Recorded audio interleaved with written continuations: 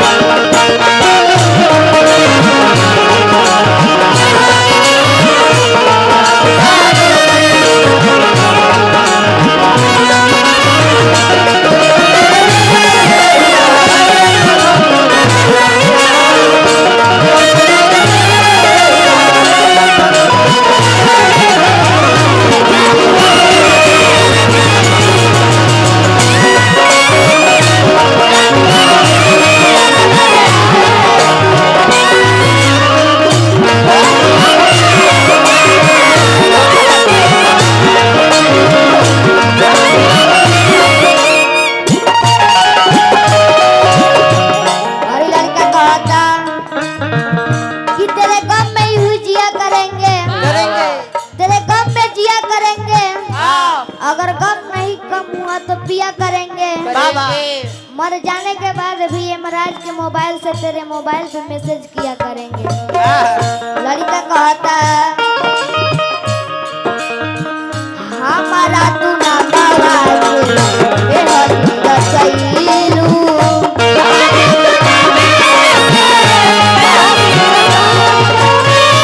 दोसरा के हाथ